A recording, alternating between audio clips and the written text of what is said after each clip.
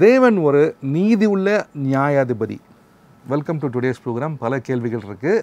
இந்த நிகழ்ச்சி நீங்கள் பார்க்கணும், புரிஞ்சுக்கணும், இல்லை ஏன் இந்த ஸ்டேட்மெண்ட் சொன்னேன்னு கேட்குறவங்களுக்கு போன பதிவை பாருங்கள். Let's welcome to MD Jagan. Jagan, welcome to the program. அதாவது நீதிபதி அப்படின்னாலே நியாயம், தீர்ப்பு பேஸ்ட் ஆன் ஃபேக்ட்ஸ். ஏன்னா ஃபேக்ட்ஸ் தானே கோர்ட்டில் நிற்குது. அதை பற்றி நம்ம நிறையா பேசிட்டோம். ஆனால் கடவுளோட நேச்சர்னு வரும்போது பல கேள்விகள் இருக்குது. அந்த பேக்கேஜை நம்ம லாஸ்ட் ப்ரோக்ராமில் நீங்கள் சொன்னபடி ஒரு பாட்டை நல்லா புரிஞ்சுக்கிட்டோம். அவர் ரொம்ப கிரேஸ்ஃபுல்லான கடவுள்னு நம்ம நல்லா புரிஞ்சுக்கிட்டோம். ஆக்சுவலாக அவர் எவ்வளோ நம்ம நேசிக்கிறாரோ அந்த ஹோல் பேக்கேஜ்லேயே இருக்குது.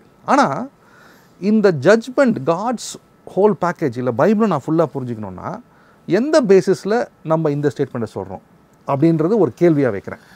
உதாரணத்தில் தான் ஆரம்பிப்போம், ஈஸியாக புரியறதுக்காக. நான் எப்பவுமே இந்த உதாரணம் எனக்கு ரொம்ப புரியும்னு நினைப்பேன். எனக்கு யாராவது ஒரு எக்ஸாம்பிளோட பேசிட்டாங்க, இல்லஸ்ட்ரேஷன் கொடுத்தாங்கன்னா ஈஸியாக புரியும். அதனால தான் இப்போ நீங்கள் ஒரு சிவி வந்து பொண்ணு பார்க்குற இடத்துல கொடுக்க போகிறீங்கன்னு வச்சுக்கோங்க. கொடுக்கும்போது அந்த சிவியில் ஒரு 10 பாயிண்ட் இம்பார்ட்டண்ட்டாக இருக்கும். பேர் இருக்கும், அட்ரஸ் இருக்கும், நம்மளை பற்றினதான சில விஷயங்கள் இருக்கும், பேக்ரவுண்டு இருக்கும், நான் எப்போ பேப்டைஸ்ட் ஆனோம், எப்போ ஆண்டவர் ஏற்றுக்கொண்டோம், ஒரு சாட்சி, இவ்வளோ தான் இருக்கும்.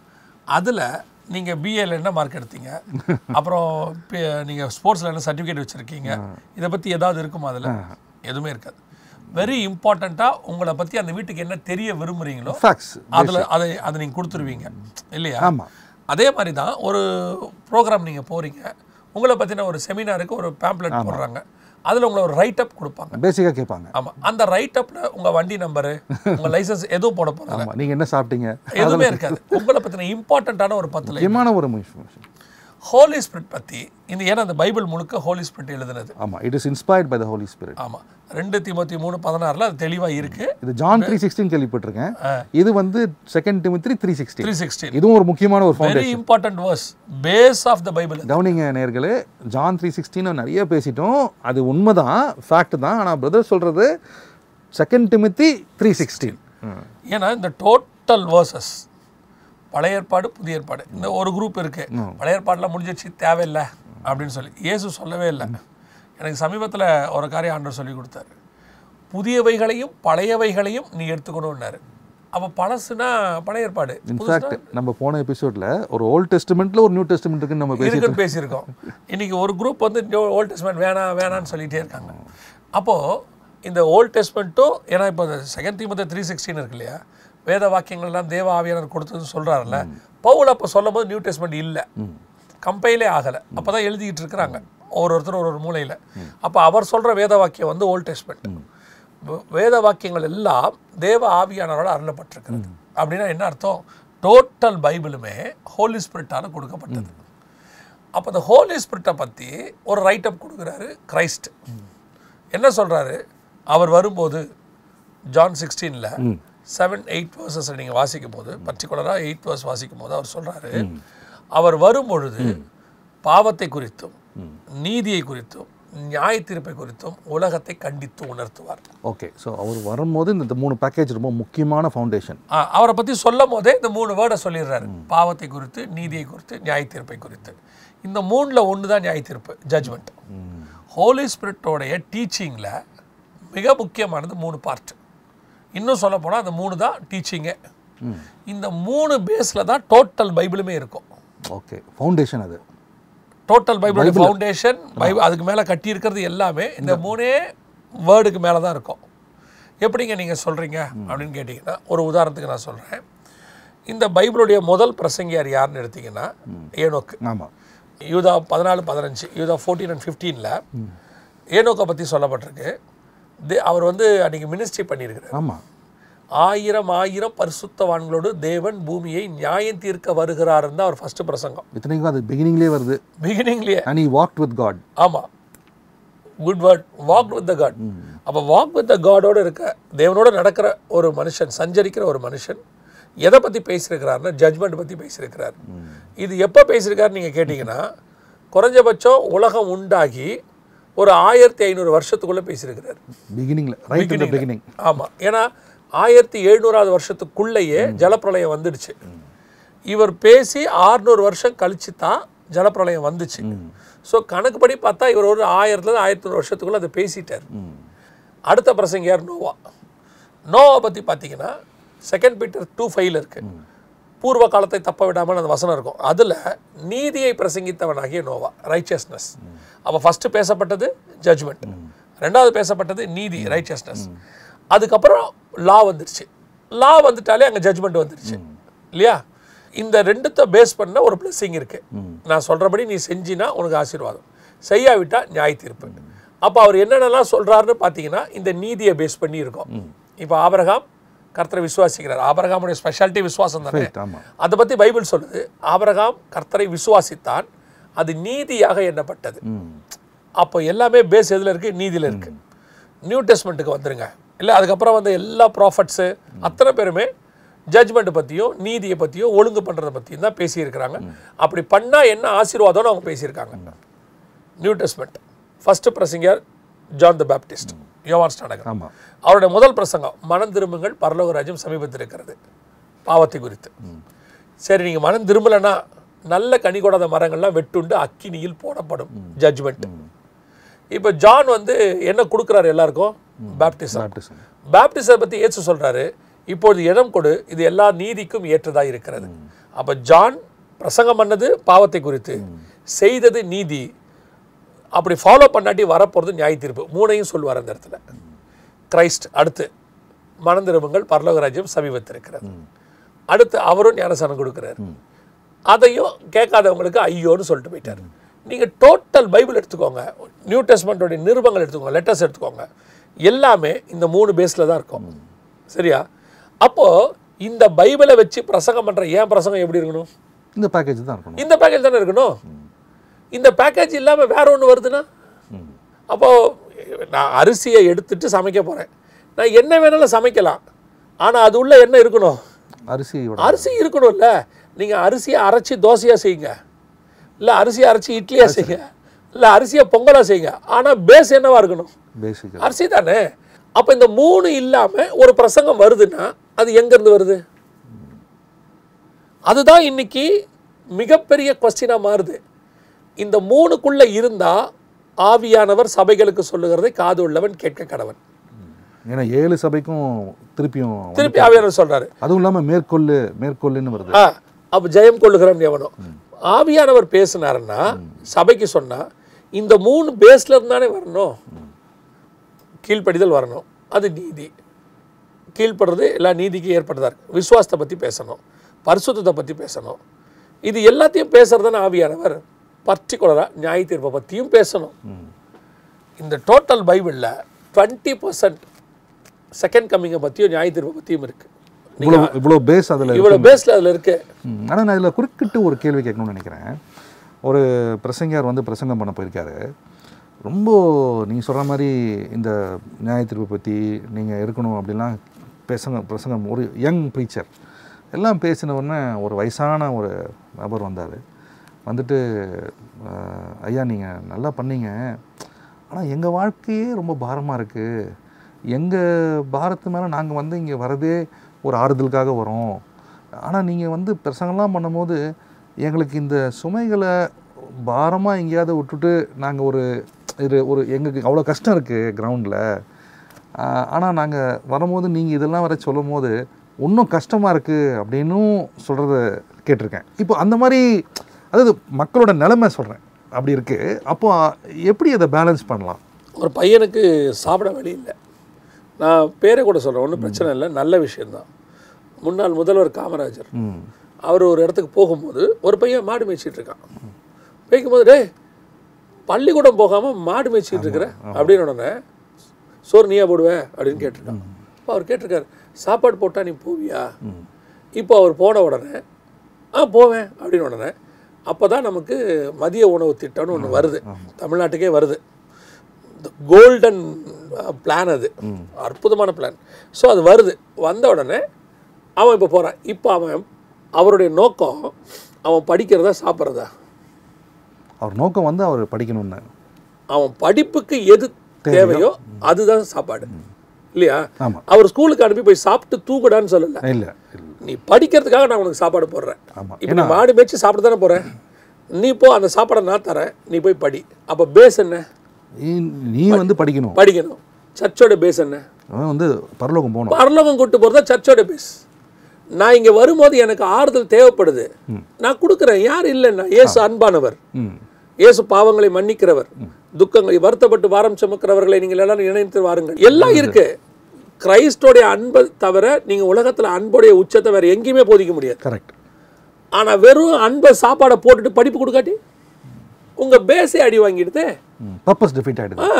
நீங்கள் எதுக்கு சர்ச்சுக்கு வந்தீங்க? நான் சர்ச்சுக்கு வந்தது ஹெவனுக்கு போகிறதுக்கு. ஏன்னா இப்போ ஆறுதல் இல்லைன்னு சொல்கிறீங்கல்ல, இந்த ஆறுதலை ஒரு டெம்பரவரியாக இன்னொரு இடத்துல கூட கிடைக்கும். ஒரு உதாரணத்துக்கு சொல்கிறேன். ஒரு மனுஷங்கிட்ட போய் நம்ம உட்காரோம், அம்மா மடியில் போய் சாயிரோம், ஆறுதலாக இருக்குது. அப்பா தோளில் சாயிரோம், ஆறுதலாக இருக்குது தானே? ஆமாம். ஆனால் பரலோகத்துக்கு போகிற வழி சர்ச்சை தவிர வேறு எங்கே இருக்குது? வேறு அதை சொல்லிக் கொடுக்குறது வேறு யார் சொல்லிக் கொடுப்பா? அப்போ நான் வந்து பைபிள் வந்து ஆறுதலை பற்றி சொல்ல வேணாம்னு சொல்லலையே, எங்கேயுமே சொல்லலையே. அது இந்த மருந்தை கொடுக்கறதுக்கான ஸ்வீட். அது நீங்கள் ஆறுதல் பற்றி பேசுங்க. ஏன்னா அந்த மருந்து கேப்சூல்ஸ் கொடுப்பாங்க, அந்த கேப்சூலை வந்து முழுங்குறோம், கேப்சூல் கசப்பாக இருக்காது. ஏன் அந்த கேப்சூலில் வச்சு உள்ளே கொடுக்குறாங்கன்னா உள்ளே இருக்க மருந்து கசப்பாக இருக்குது, அது உள்ளே போய் பிரியட்டும் போகிற வரைக்கும். அதே மாதிரி தான் மேலே சபைக்கு வரும்போது ஆறுதலை பற்றி பேசுங்க, அன்பை பற்றி பேசுங்க, பாசம் சொல்லுங்க. அவர் வந்து ஆறுதல் பேசி பேசி அவர் திருப்பி போயிட்டாரு, ஆறுதல் அடைஞ்சிட்டாரு. திருப்பி அடுத்த ஆறுதலுக்கு தான் வராரு. பரிசுத்தத்தை அவர் வரல. பரிசுத்தமே இல்லாமல் நீங்கள் ஆறுதல் அடைஞ்சு ஃபவுண்டேஷனே பேஸ் ஆகுதுல்ல. அதைத்தான் சொல்ல வரோம். நீங்கள் எந்த பக்கத்துக்கு போனாலும் இந்த 3 பேஸுக்குள்ளே தான் இருக்கணும். நீங்கள் கட்டடத்தை என்ன வேணாலும் கட்டிக்கொள்ளுங்க, எவ்வளோ கன்வீனியன்ட்டான பாத்ரூம் வச்சுக்கோங்க, வீட்டில் டைனிங் ஹால் வச்சுக்கோங்க, என்ன வேணால் பண்ணிங்க. பேஸ்மெண்ட் ஸ்ட்ராங்காக இல்லாட்டி அப்போ இன்றைக்கி சர்ச்சோடைய பேஸ்மெண்ட் இந்த 3 பேட்டர்னில் தான் இருக்கணும். இந்த பில்லரில். அப்போ இந்த பில்லர் இன்னைக்கு சரி இப்படி வரும். நீங்கள் பாவத்தை குறித்து கூட பேசுகிறீங்க, நீதியை குறித்து கூட பேசுகிறீங்க, நியாயத்தீர்ப்பை பற்றி பேச வேணாங்கிறீங்களே. பேச வேணான்னு சொல்கிறது கொஞ்சம் அது ரிஸ்க்கான ஒரு ஃபேக்டர். ரிஸ்க் ஃபேக்டர் இல்லை, ராங் ஃபேக்டர். ஆடாக இருக்குது. நான் கொஞ்சம் மைல்டாக வைக்கிறேன். அதாவது அதை வரும்போது நான் பார்த்து ஒரு விஷயத்தை யோசிச்சுட்டே வந்தேன். இந்த ப்ரோக்ராமுக்கு வரும்போது என்னென்னா, ஒரு தமிழக தலைவர், நான் கொஞ்சம் இந்த அரசியல்லாம் படிக்கிறதுனால சொல்கிறேன், ஒரு தமிழக தலைவர், அவர் வந்து தமிழ்நாட்டுடைய ரிஃபார்மேஷனுக்கு மிக முக்கியமான ஒரு வேலையை செஞ்சுருக்கார். ஆனால் அவருடைய ப்ரெசன்டேஷன் ஹார்டாக இருக்கும். சொல்லும் போது ஏன்னு யோசித்தேன், இன்றைக்கி உள்ளவங்க அப்படி ஹார்டாக பேசுகிறது இல்லை. ஏன் அவர் அவ்வளோ ஹார்டாக பேசியிருக்கிறாரு அப்படின்னா, அன்னைக்கு உள்ளவனுக்கு அப்படி பேசினா தான் அது புரியும். அந்த மாதிரி சில நேரத்தில் ஹார்டாக பேச வேண்டி இருக்கு, அப்போ தான் புரியுது. என்னங்க இவர் இவ்வளோ கோபமாக பேசுகிறாருன்னா, கோவப்பட வேண்டிய இடத்துல கோவப்பட வேண்டி இருக்கு.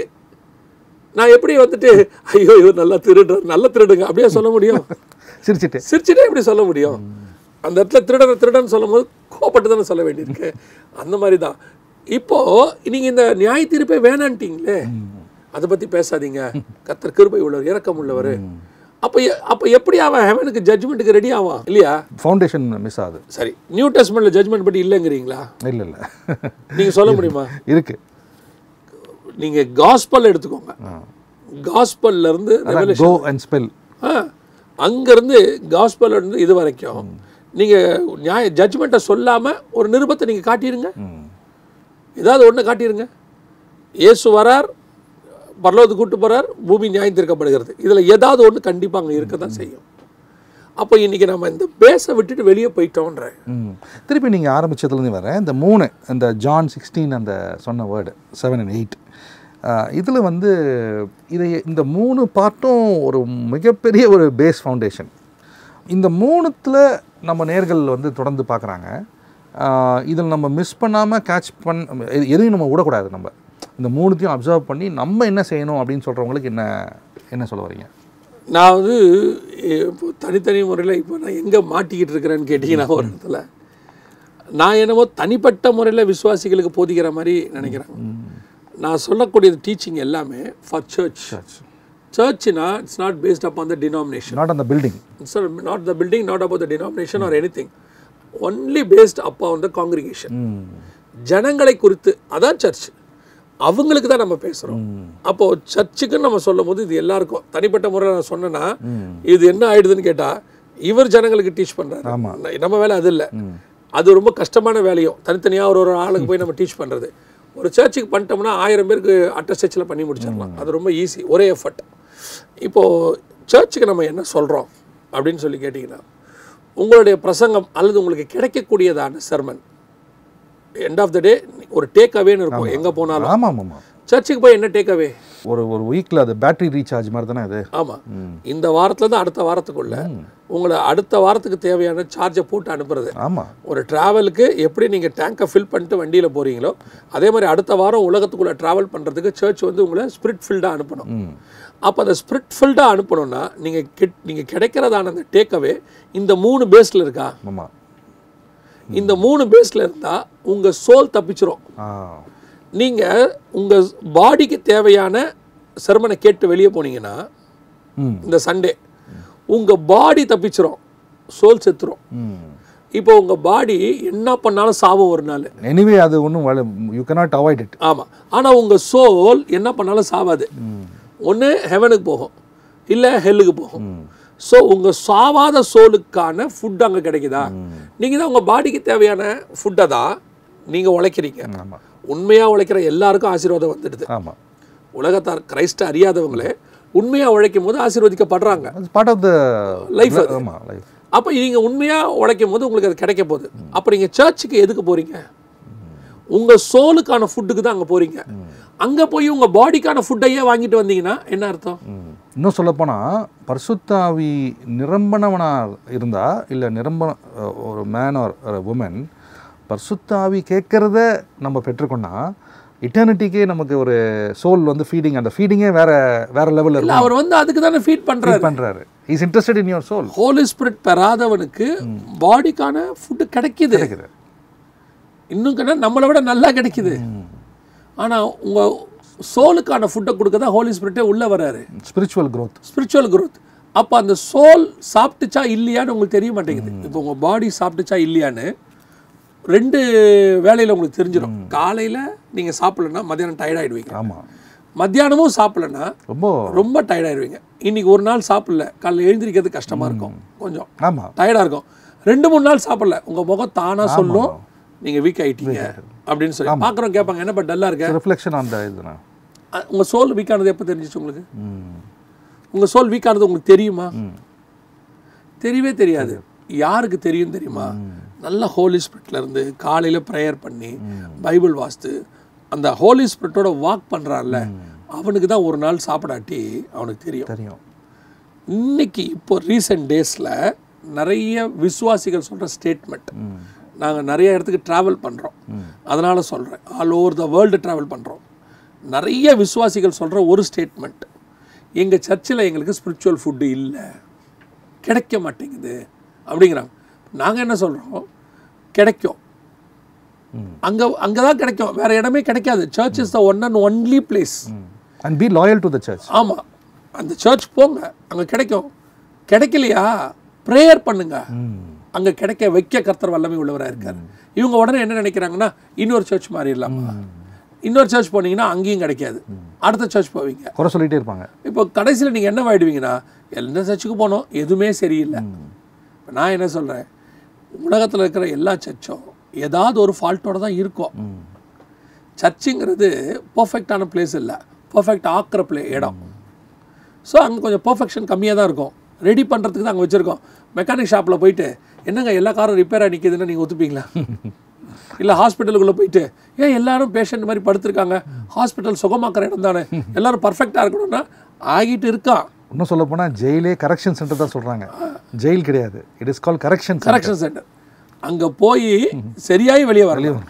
நீங்கள் போய் பார்த்துட்டு ஏன் இங்கே எல்லாருமே தப்பானவங்களா இருக்கிறாங்க, ஏன் பேஷண்ட்டாக இருக்கிறாங்கன்னா என்ன அர்த்தம்? சர்ச் அப்படி தான் இருக்கும், ரெடி பண்ணுற இடம். அங்கே பலவிதமான மக்கள் வருவாங்க. நீங்கள் ஜாப் பண்ணுங்க, உங்கள் சர்ச்சில் அப்படிப்பட்ட சத்தியம் வரணும்னு. அடுத்த பாயிண்ட் நான் சொல்கிறேன், அப்படி உங்களுக்கு அது கிடைக்கலையா, வாஞ்சை இருக்குது, எனக்கு வேணும் ஆண்டவரை, இன்னும் சத்தியம் வேணும் அப்படின்றீங்களா, உங்களுக்கு வந்து கொடுப்பதற்கு கர்த்தர் வல்லமை உள்ளவராக இருக்கிறார். அது எந்த ரூட்டும் ஒன்று இருக்கும். மழை வெளியே போக முடியல, புயல் அடிக்குது, ஏதோ ஒரு ஆர்டர் போட்டிங்கன்னா வந்து சாப்பாடு கிடைக்கிறதுக்கு ஒரு வாய்ப்பு இருக்குது. ஏன்னா கடவுள் அந்த மாதிரி உங்கள் டிசைருக்கு ஏற்ற மாதிரி செய்கிறாரு. ஆமாம், செய்கிறாரு. இன்னொன்று ஒரு சின்ன பதிவு நான் செய்யணும்னு நினைக்கிறேன். Don't blame the church. எந்த சர்ச்சையும் நாங்கள் குறை சொல்கிறதுக்கு இங்கே உட்காந்து பேசலை, அது நம்ம அப்ஜெக்டிவ் இல்லை. அதனால் நீங்கள் வந்து ஒரு பாஸ்டர் இருக்காங்கன்னா அந்த பாஸ்டர் ரெஸ்பெக்ட் பண்ணுங்கள், அந்த சர்ச்சுக்கு லாயலாக இருங்கன்னு நான் பதிவு பண்ண விரும்புகிறேன். அதாவது அங்கே போகும்போது உங்களுக்கு என்ன தேவையோ அது கிடைக்கலன்னா எனக்கு வேணும்னு ஜோம் பண்ணுங்க. கரெக்ட். ஏன்னா சர்ச்சை நடத்துறது ஹோலி ஸ்பிரிட். ஆமாம். அவர் அதை மாற்ற. எனக்கு ஒன்று தெரிஞ்சு ஒரு ஊழியக்கார் சொல்லி கொடுத்ததை நான் சொல்கிறேன். ஒரு வயசான ஊழியக்கார் அவர் சொல்லுவார், ஜெகன் நீங்கள் ஜாப் பண்ணுங்க, மக்கள் இருதயத்தை ஆண்டவர் வந்து இந்த ஃபேஸ் சுவிட்சு திருப்புறோம்ல, ஆமாம், ஃபேஸ் செகண்ட் ஃபேஸ் அந்த மாதிரி மாற்றுறதுக்கு வல்லமை உள்ளவருங்கிறார். அதுக்கு ஒரு உதாரணம் சொல்வார். நேபுகாத்நேச்சார் இருதயத்தை திருப்பினார், பார்வோன் இருதயத்தை கடினப்படுத்தினார். அந்த மாதிரி நீங்கள் ஜாப் பண்ணீங்கன்னா உங்கள் சர்ச்சோட இருதயத்தை கத்த திருப்புவார். ஆமாம், நெபுகத்நேசர் சொல்லும் போது ஒரு சாப்டரே அவர் எழுதுறாரு பைபிளில், டேனியலில் மனம் திரும்பி எழுதுறாரு. ஆமாம், எப்படிங்க ஒரு கடவுளை he destroyed the temple. சாலமனோட டெம்பிளில் Nebuchadnezzar அதே ராஜா இடிச்சிட்டாரு. அதே ராஜா வச்சு டேனியல் புத்தகத்தில் ஒரு சாப்டர் எழுத வைக்கிறாருங்க. அது பரிசுத்த ஆவியால் முடியும். அது இதுவும் செய்ய முடியும், அதுவும் செய்ய முடியும். டேனியலை கொண்டு வரும்போது அவர் 100% நான் பிலீவர். ஆமாம். ஆனால் வந்த பிறகு பார்த்தீங்கன்னா 4th சாப்டரில் அவர் 100% பிலீவர். ஆமாம். அவர் சொல்லுவார், அவரை தவிர வேறு ஒரு தேவன் இல்லைன்றவர். என்ன மாதிரி ஸ்டேட்மெண்ட் இல்லை? அப்போது அவரையே மாற்ற கர்த்தரால் முடியுமானால் கண்டிப்பாக ஹோலி ஸ்பிரிட் அனாயிண்டிங் பண்ண உங்கள் சர்ச் பாஸ்டரை மாற்றுறதுக்கு எவ்வளோ நேரம் ஆகும்? சர்ச்சை மாற்றுறதுக்கு எவ்வளோ நேரம் ஆகும்? நீங்கள் சர்ச் மாறி போகாதீங்க, உங்கள் சர்ச்சே ஸ்பிரிட்டாக மாறும். அதுவும் நம்ம கையில் தான் இருக்குது. அதுவும் நம்ம கையில் தான் இருக்குது. அந்த 3 பேஸில் இருக்கணும். ஒன்று பாவத்தை குறித்து, இன்னொன்று நீதியை குறித்து, இன்னொன்று நியாய தீர்ப்பை குறித்து. ஒரு மிக முக்கியமான காரியத்தை இந்த இடத்துலையும் சொன்னதை நான் திருப்பி சொல்கிறேன். நியாய தீர்ப்பும் வெரி இம்பார்ட்டன்ட் சப்ஜெக்ட். அவங்களுக்கு அதை சொல்லணும். நியாய தீர்ப்புங்கிறது பயமுறுத்துறதுக்காக சொல்கிற விஷயம் இல்லை. நியாய தீர்ப்பு என்பது இருக்கிற ஒரு சப்ஜெக்ட். இப்போது பைபிள் எடுத்துட்டிங்கன்னா உன்னத பாட்டுன்னு ஒன்று இருக்குது. ஆமாம், சாங்ஸ் ஆஃப் சாலமன். இந்த உன்னத பாட்டை தப்பாக புரிஞ்சுக்கிற ஒரு பெரிய குரூப் இருக்குது. உன்னத பாட்டு சாலமனுடைய அன்பு, அவங்க மேலே வச்சுருந்த அன்பை வந்து அப்படி சொல்லியிருக்காரு, அது நமக்கு தேவையில்லை. தேவையில்லாத ஒரு சப்ஜெக்ட் இங்கே கொடுத்துருப்பாரு ஆண்டவர். இல்லை, அதுவும் பைபிளில். அப்படின்னா அதுக்கு பின்னாடி இருக்கிற உன்னதமான காரியங்களை பார்க்கணும். அதனால தான் அதுக்கு பேர் உன்னத பாட்டு. அதையும் நீங்கள் எடுத்து பிரசங்கம் பண்ணணும். ஒரு குரூப்பு வெளிப்படுத்துகிற விசேஷத்தையே பிரசங்கம் பண்ணுறதில்லை. ஏன்னா அதில் நியாய தீர்ப்பு இருக்குது. வெறும் வாக்கு தத்துவம், ஆசீர்வாதம், உலகத்தில் எப்படி இருக்கிறது, எப்படி வீடு கட்டுறது, எப்படி பையனுக்கு வேலை வாங்குறது, கல்யாணம் பண்ணுறது, அதுக்கு தேவையான வசனங்களை எடுத்துக்கிட்டு அதை போதிச்சு இப்படியே ஓடிட்டுருக்காங்களே ஒழிய ஜட்ஜ்மெண்ட் ஆல்சோ எ பார்ட், அதுவும் ஒரு பகுதியாக இருக்குது. அதுவும் சபையில் பிரசங்கிக்கப்பட வேண்டும். அதுவும் தேவை. குழந்தை வந்து சாக்லேட் விரும்பும், வெறும் சாக்லேட் கொடுத்தா நம்ம வீடுகளெல்லாம் குழந்தைக்கு ஸ்வீட் கொடுப்பாங்க. ஆனால் அப்பப்போ நல்ல தாய் தகப்பன் என்ன பண்ணுவாங்கன்னா, சாப்பிட்டுக்கிட்டே இருக்கும்போது இந்த குழம்பு காரம் இருக்குல்ல, அதை எடுத்து நாக்கில் வச்சு விட்ருவாங்க. அது வேங்கம் வச்சு விட்ருவாங்க. ஏன்னா உடம்புக்கு காரமும் வேணும். இந்தியன் ஃபுட்டே ஸ்பெஷாலிட்டி என்னென்னா அறுசுவை, எல்லா சுவையும் பாடிக்கு தேவை. புளிப்பு, காரம் எல்லாம் இருக்கும் காம்பினேஷன். இப்படி சாப்பிட்ற நமக்கு வெறும் ஸ்பிரிச்சுவலாக ஸ்வீட் மட்டும் கொடுத்தா எப்படி? ஆமாம்.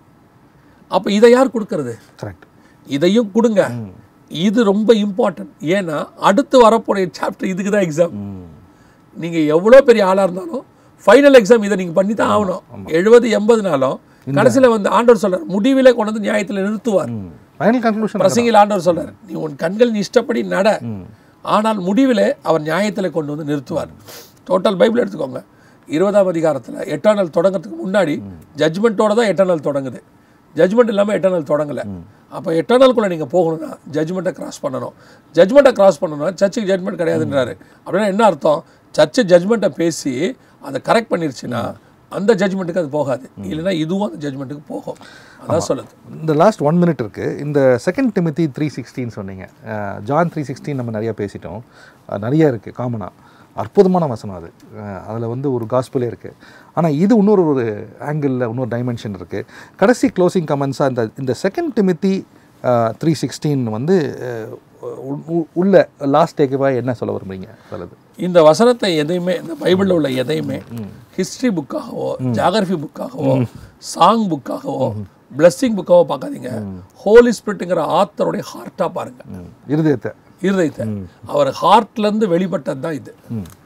இதை நீங்கள் படிக்க படிக்க காட்ஸ் ஹார்ட் தெரியும். இதை வச்சுட்டு தான் நீங்கள் காடையே புரிஞ்சுக்க முடியும். ஸோ அதுதான் ஹோலி ஸ்பிரிட்டோடைய மோட்டிவ் ஆஃப் திஸ் புக். அந்த மோட்டிவ் இந்த வசனத்தில் இருக்குது. இந்த வசனத்தில் இருக்கு. ஸோ நற்கிரியைகள் எதை நீங்கள் செய்யணுனாலும், தேறினவனாக நிற்கிறோனாலும், தகுதி உள்ளவனாக இருக்கணும்னாலும் வேத வாக்கியத்தை ஆராய்ந்து பார்த்தா தான் முடியும். அது தேவ ஆவியானதால் கொடுக்கப்பட்டிருக்கு. இதுதான் டேக்அவே. மிக்க நன்றி ஜெகன். இந்த டேக்அவே வந்து ஒரு முக்கியம் மட்டும் இல்லை, இது வந்து நம்ம சோலுக்கு வேண்டிய ஒரு விஷயமாகவும் அமையுது. ரெண்டாவது, நம்ம எல்லாருமே ஒரு ஸ்டேஜில் வந்து we should long to expect what the Holy Spirit is expecting. Holy Spirit expectation இருக்குது, நம்ம சோல் ஒரு எக்ஸ்பெக்டேஷன் இருக்குது. ரெண்டும் நம்ம இணைஞ்சிட்டோன்னா ரொம்ப அற்புதமாக நம்ம சோல் வந்து அங்கே போகிறதுக்கு ரெடியாகும். அதுவும் இல்லாமல் நம்ம மைண்டும் ஸ்பிரிச்சுவலாகவே வில் பி க்ரோயிங். ஸோ அதுக்கு வேண்டிய ஃபவுண்டேஷன் நம்ம பேசியிருக்கோம்.